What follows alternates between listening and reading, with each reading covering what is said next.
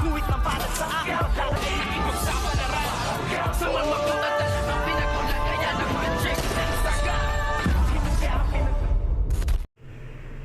Good morning and welcome sa aking munting channel. Tinulungan nga ni Madonna itong si Tanggol upang makaligtas nga, at ang alam nga ni Tanggol ay babarilin na siya ni Madonna. Ngunit iba ang ginawa nitong si Madonna.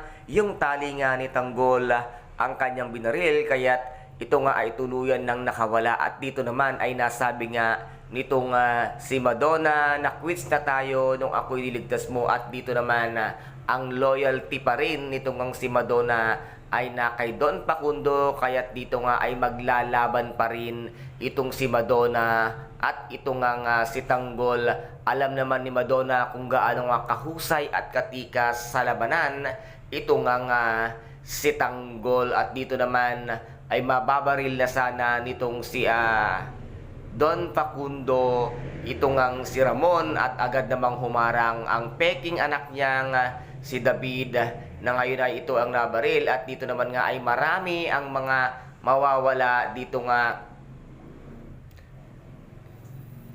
sa FPJs ang Batang Quiapo. At dito naman ay tuluyan na nga rin mawawala si Bitina, at tuluyan din kayang mawala itong si Catherine, na ngayon nga ay bigla-bigla ang pagdating nga ng hunos sa buhay nga ni Don Facundo, nang dahil lamang sa ginawa niya kay Tanggol, na hindi naman niya alam ang tunay na nangyari kung bakit nagawa ni Tanggol.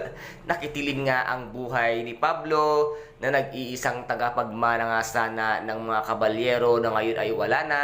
At ngayon naman ay ang kanyang asawa at apo ang siyang mawawala dahil sa maling desisyon at maling akalang ginawa nitong si Don Facundo. At dito naman ay si Ramon ang siyang tunay na magliligtas kay Tanggol. At ito nga ay nais niyang malaman ang lahat-lahat sa pagkataong ng batang si Tanggol.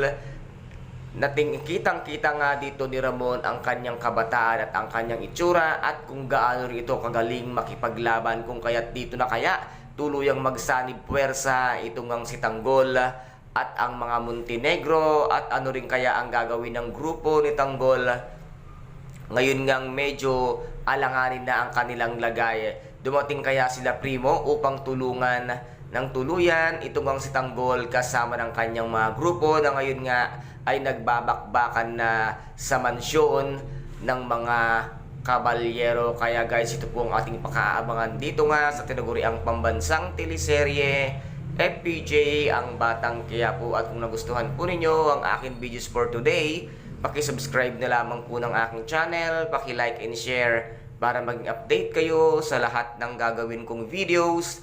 Maraming salamat po, ingat, God bless, and bye-bye!